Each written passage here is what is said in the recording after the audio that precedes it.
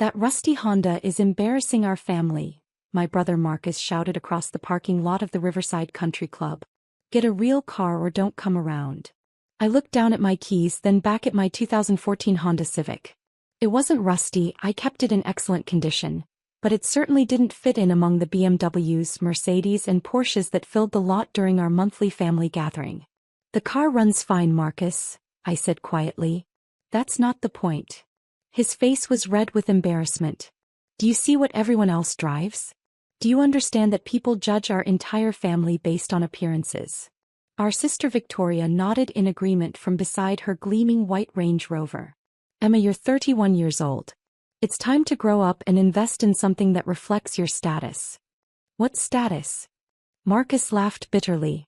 She works at some little nonprofit making $35,000 a year. At her age, I was already driving a Porsche and living in a penthouse. Let me back up and explain how we'd gotten to this point. Our monthly family gathering at Riverside Country Club had started 3 hours earlier, and it had been a disaster from the moment I pulled into the parking lot. Dad had been waiting by the entrance, checking his gold Rolex with visible impatience. Emma, you're 20 minutes late. Sorry, Dad. I got caught up finishing a project proposal.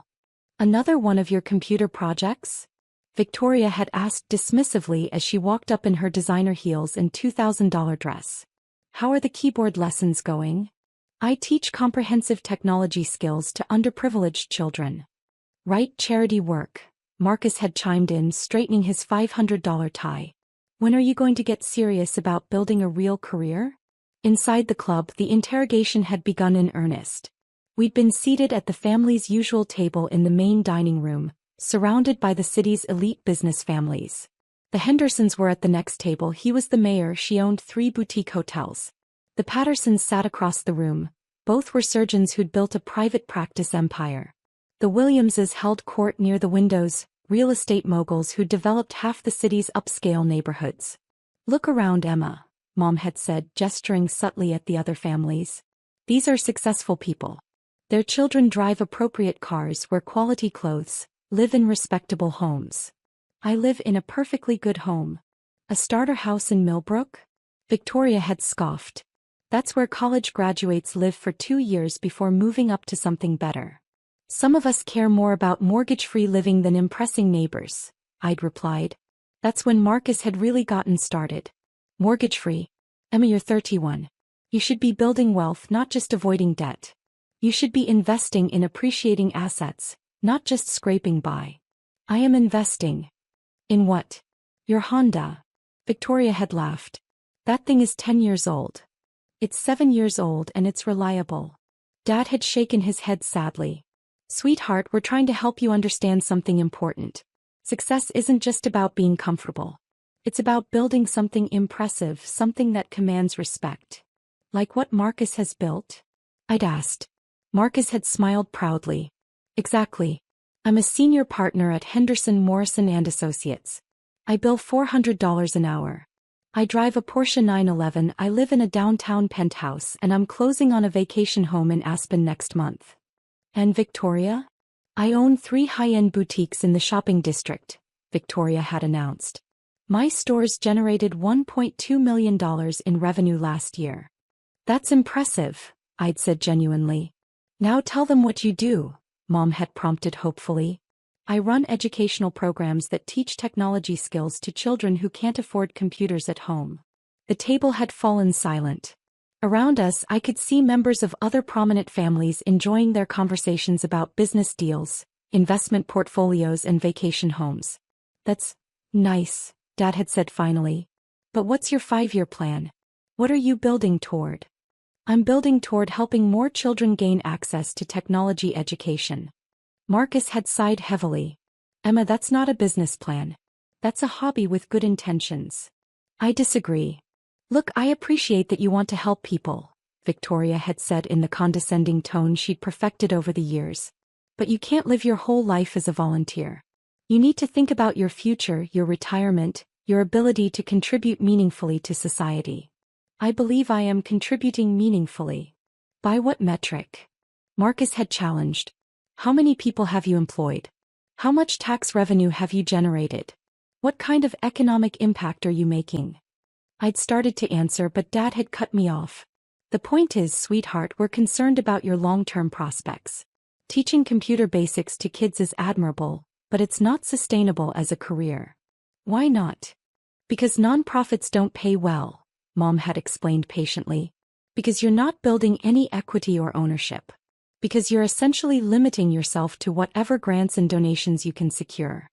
That's when Mrs. Henderson had walked over from the next table, smiling warmly at my parents. Robert, Linda, how lovely to see you both. And Marcus, congratulations on making senior partner. The mayor was just telling me about the brilliant legal work you did on the waterfront development project. Marcus had beamed. Thank you, Mrs. Henderson. It was a complex transaction, but we managed to structure it favorably for all parties. And Victoria, I adore what you've done with your newest boutique. The window displays are absolutely stunning. Thank you so much. We're actually expanding into accessories next quarter. Mrs. Henderson had then turned to me with polite interest. And Emma, your parents are always so proud of you. What field are you in? The table had gone quiet. I could see my family tensing, waiting to see how I'd handle the question. I work in educational technology, I'd said simply. Oh, how interesting. Are you with one of the tech companies downtown? I work independently, focusing on underserved communities. That's wonderful. It's so important to give back. After Mrs. Henderson had returned to her table, my family had looked at me with a mixture of pity and frustration. Do you see the problem? Victoria had asked. When successful people ask about your career, you have to give vague, apologetic answers. I wasn't apologetic. You said you work independently, Marcus had pointed out. That's code for unemployed. I'm not unemployed. But you're not really employed either, Dad had said. You're doing freelance work, project to project, grant to grant. There's no stability, no growth potential, no real business foundation. The conversation had continued like this for another hour, with my family systematically dismantling every aspect of my life choices. My career was unsustainable. My income was inadequate. My living situation was embarrassing. My car was a reflection of failure. The final straw had come when we were leaving the restaurant. At least promise us you'll think about making some changes, Mom had pleaded as we walked toward the parking lot. What kind of changes? Get a real job with a real company, Marcus had said. Something in corporate training or educational consulting. Use your skills in a way that pays properly. And buy a decent car, Victoria had added. Something that doesn't make people feel sorry for you. That's when Marcus had exploded about my Honda, shouting loud enough for half the parking lot to hear. Now, 30 minutes later, I was driving home with Marcus's red Porsche following close behind me in my rearview mirror. He'd clearly decided that our conversation wasn't finished, probably planning to deliver one final lecture about responsibility and realistic expectations. I lived in Millbrook, a middle-class neighborhood that Marcus and Victoria both considered beneath their standards. The houses were modest but well-maintained, with small yards and single-car garages. It was exactly the kind of place that successful professionals moved away from as quickly as possible. As I pulled into my driveway, I could see Marcus parking behind me, already shaking his head at the sight of my simple two-story house. It was painted white with blue shutters, had a small front porch, and looked like every other house on the block. Nothing impressive, nothing that would command respect at country club gatherings.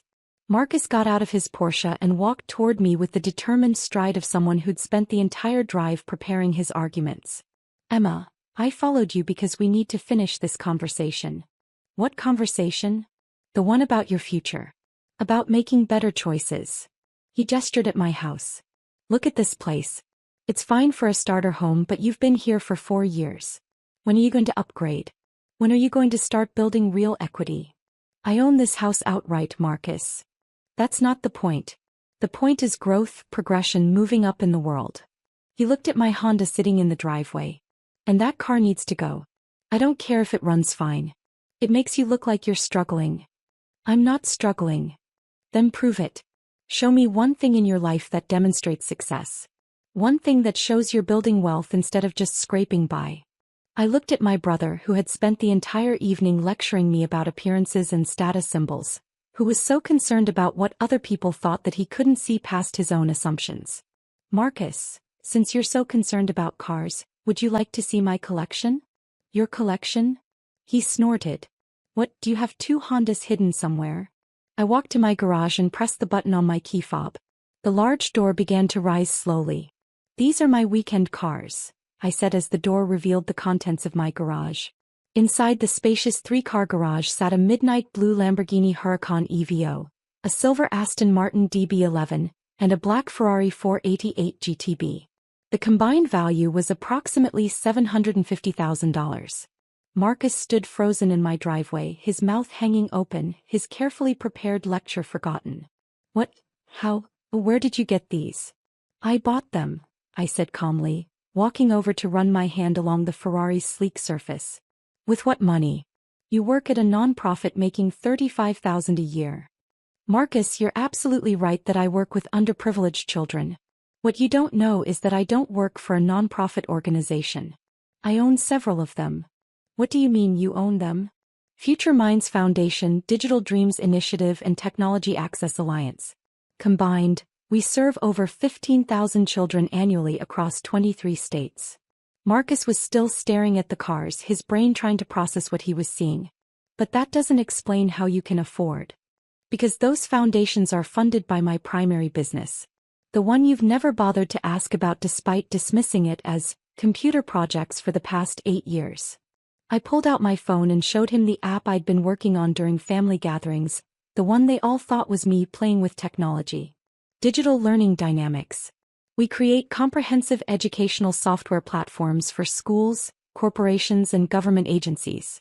Our annual revenue last year was $67 million. Marcus's face went completely white. He grabbed onto his Porsche for support. $67 million?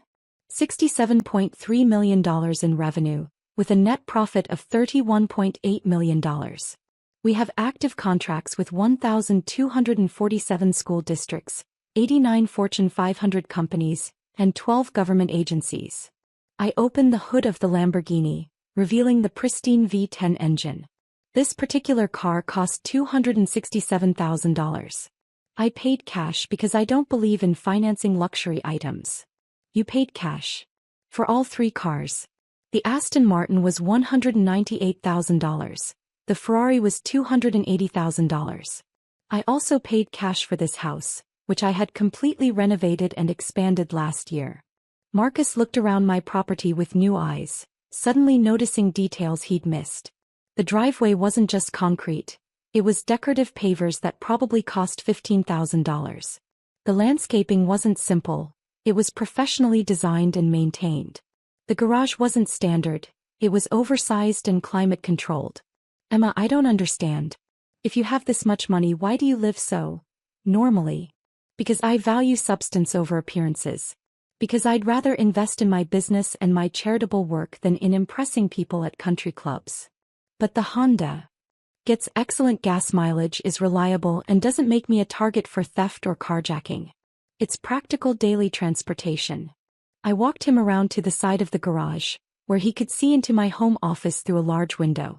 Inside was a technology setup that would make most corporations jealous.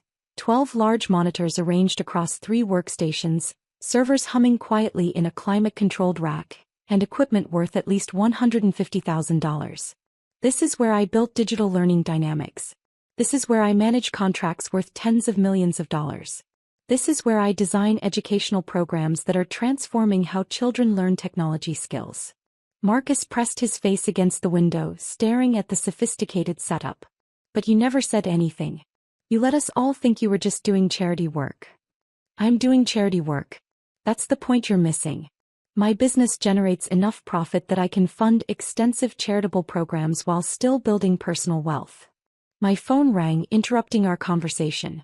I glanced at the screen and saw it was Dr. Sarah Chen from Harvard University. Excuse me, I need to take this. Hello, Dr. Chen. Emma, excellent news. The university board has approved your proposal.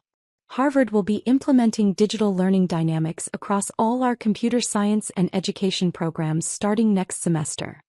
Marcus's eyes widened as he read the caller ID on my phone screen. That's fantastic, Dr. Chen. What's the contract value? $12.7 million over 4 years with automatic renewal options. This will be the largest educational technology contract in Harvard's history. I'm honored. My development team will begin customization immediately. After I hung up, Marcus was staring at me like I was a complete stranger. Harvard University. You just signed a $12 million contract with Harvard. One of many. We also have active contracts with Stanford, MIT, Yale, Princeton, and Caltech. All the Ivy League schools? Most of them. Plus major state universities, community colleges, and specialized institutions. Education is a $750 billion industry, Marcus. Technology spending in education grows by 15% annually. I unlocked my phone and showed him our client dashboard. These are our current active contracts. Total value $347 million over the next 5 years. Marcus sat down heavily on my decorative stone retaining wall, looking like he might faint. $347 million? In confirmed contracts, yes. We also have $89 million in pending proposals and $156 million in renewal options. Emma, how long have you been doing this? I started Digital Learning Dynamics 9 years ago, the summer after I graduated from MIT. MIT? You went to MIT? Full academic scholarship plus a research fellowship. Master's in computer science with a specialization in educational technology. Marcus put his head in his hands. We all thought you went to State University. Because when I tried to tell you about MIT, Dad interrupted to talk about your law school graduation, and the conversation never came back to my education. I walked over to the Ferrari and opened the driver's door. Would you like to see the rest of the property? There are some other things you might find interesting. There's more. I started the Ferrari. The engine roared to life with a sound that probably woke half the neighborhood, and gestured for Marcus to follow me in his Porsche. We drove around to the back of my property, where what appeared to be a small guest house sat among mature oak trees. What's that building? My primary development facility. The home office is for routine administrative work. This is where we create the actual software products. I used a key card to open the building, revealing a state-of-the-art technology laboratory that looked like something from a major corporation's R&D department. Marcus walked through the facility in complete bewilderment, looking at servers, development workstations, testing equipment, and prototyping stations worth more than most people's annual salaries. This lab cost $3.8 million to build and equip, I explained. We develop and test all our educational software here before deployment. You built a $3.8 million laboratory behind your house? I needed a secure, private development environment. Commercial real estate would have been more expensive and less convenient. Marcus stopped in front of a wall covered with patents, awards, and certificates. What are all these? Patents for various educational technology innovations. Awards from the Department of Education, the National Science Foundation, and various educational organizations. Certifications for security, accessibility, and educational effectiveness. He pointed to a framed certificate. Is that you with the Secretary of Education? Last year's National Education Technology Conference. Digital Learning Dynamics won the Innovation Award for our adaptive learning algorithms. Marcus studied the wall more carefully, reading award after award. Outstanding contribution to educational technology, Entrepreneur of the Year Technology Sector, Innovation Leadership Award, Educational Excellence Recognition. Emma, why have you never shown us any of this? When would I have shown you? Every family gathering is spent listening to you and Victoria describe your accomplishments while dismissing mine as unimportant hobby work. I sat down at one of the development workstations and logged into our company dashboard.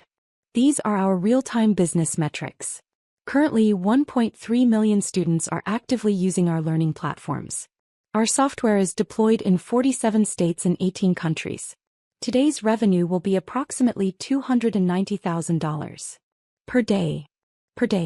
Which means that while you were lecturing me about getting a real job, we earned more than most people make in 5 years. Marcus stared at the numbers scrolling across my monitors: active users, completed lessons, revenue streams, profit margins. And the charitable work? I opened another application. Future Minds Foundation has donated $18.7 million to educational programs over the past 5 years. We've built 47 computer laboratories in underserved schools, provided full college scholarships to 156 students, and trained over 800 teachers in advanced technology skills. $18.7 million? In direct charitable giving, yes. Plus the donated time and software licenses, which adds another $23 million in value. Marcus was quiet for a long time, just absorbing the scope of what I'd built. The country club, he said finally. What about it? When Mrs. Henderson asked about your work and you said you worked in educational technology. I was being accurate. I do work in educational technology. But you made it sound so small, so unimportant. I made it sound honest. I didn't feel the need to announce my net worth to someone I barely know. What is your net worth? I considered the question carefully. Between the business valuation, real estate holdings, investment portfolio, and liquid assets? Approximately $94 million. Marcus made a choking sound. $94 million? It fluctuates based on market conditions and business performance. But yes, that's the current estimate. Emma, you're worth $94 million and we've been treating you like a charity case. You've been treating me like someone whose work doesn't matter because it doesn't produce visible status symbols. My phone buzzed with a text message. I glanced at it and smiled. What is it? The Department of Defense. They want to discuss adapting our educational technology for military training applications. Potential contract value, $47 million. The Pentagon wants to hire you? Educational technology and training technology use very similar frameworks. Our adaptive learning algorithms could revolutionize how the military trains personnel. I showed him the text message, which included a request to schedule a meeting with senior officials at the Pentagon. This would be our first major government defense contract. It could open up an entirely new market segment. Marcus looked around the laboratory, finally understanding the scale and sophistication of what I'd built. When you were working on your laptop during family dinners, I was usually reviewing contract proposals, managing development projects, or communicating with clients. The work doesn't stop just because it's Sunday dinner. And when we told you to stop playing with computers, you were telling a multimillionaire CEO to abandon the business that was generating more revenue in a month than most people see in a lifetime. We walked back toward the house, where my 3 supercars sat gleaming in the garage like a very expensive rebuke to every assumption my family had made about my success. Emma, I owe you the biggest apology of my life. Yes, you do. We've been completely wrong about everything. About your work, your success, your choices. You've been so focused on what success looks like from the outside that you never bothered to find out what it actually looks like on the inside. Marcus looked at his red Porsche, which suddenly seemed much less impressive parked next to my collection. Your Honda is practical daily transportation that doesn't draw unwanted attention or make me a target for theft. When I want to enjoy performance driving, I have options. And your house is paid for, customized to my needs, and provides the privacy and security necessary for running a multi-million-dollar technology business. And your clothes are comfortable and appropriate for my work environment. I don't need designer labels to validate my success. My phone rang again. This time it was my CFO, Janet Rodriguez.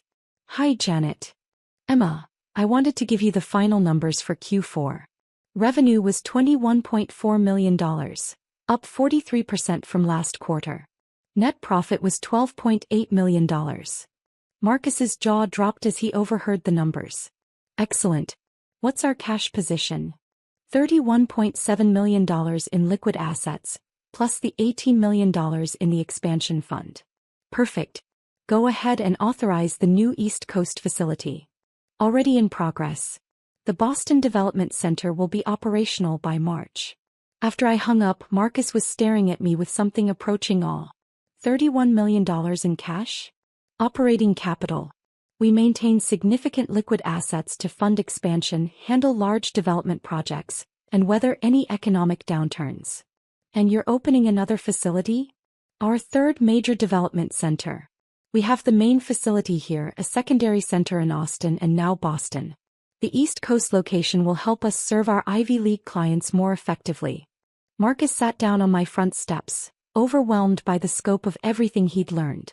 Emma, how can we ever make this up to you? How can we apologize for years of treating you like a failure when you were building an empire? I considered his question carefully. You can start by understanding that success comes in many different forms. You can stop judging people's worth by their possessions. And you can recognize that the most successful people often don't need to advertise their achievements. What else? You can acknowledge that my work helping children gain access to technology education is not just valid but vital. The students we serve today will become the technology leaders of tomorrow. Done. Absolutely done. And you can stop being embarrassed by my Honda. It's a reliable car that serves its purpose well. Marcus laughed, the first genuine laugh I'd heard from him all day. I promise never to complain about your Honda again. My phone buzzed with a text from Victoria. Marcus, what's taking so long? Did you finish explaining to Emma why she needs to get her life together? I showed Marcus the message. What should I tell her? He asked. Tell her that I'll be happy to discuss my life choices at next month's family gathering. And tell her I might drive something different to the country club. Which car will you take? I haven't decided yet. Maybe the Lamborghini. It's been a while since I took it out for a proper drive. Marcus looked back at the garage, where 3 supercars worth $750,000 sat waiting. The family is going to be shocked. Good. Maybe next time they'll ask questions about people's lives instead of making assumptions. As Marcus prepared to leave, he turned back to me one more time. Emma, can I ask you something personal? Sure. When I was shouting at you about your car being embarrassing, what were you thinking? I smiled, remembering my exact thoughts from 3 hours earlier. I was thinking that you cared more about impressing strangers at a country club than you did about understanding your own sister's accomplishments. And now I'm thinking that maybe this family can learn to value substance over appearances. Marcus got back into his Porsche, which looked significantly less impressive than it had when he'd followed me home. Emma. Yes. Thank you for not giving up on us even when we gave up on you. As I watched his taillights disappear down Millbrook Drive, I realized that sometimes the best response to judgment isn't argument or explanation. Sometimes it's simply letting people follow you home and discover how wrong their assumptions have been. My phone started ringing almost immediately. First Victoria, then Mom, then Dad. Marcus had clearly made some urgent phone calls. I let them all go to voicemail. Tomorrow would be soon enough for conversations about respect, success, and the difference between appearing wealthy and actually being wealthy. But tonight I was going to take the Ferrari for a drive through the city, with all its windows down and its engine singing just because I could. After all, when you've built a $94 million fortune by age 31 while simultaneously running charitable programs that have helped 15,000 children, you've earned the right to enjoy your success, even if you prefer to keep it quietly parked in an unassuming garage.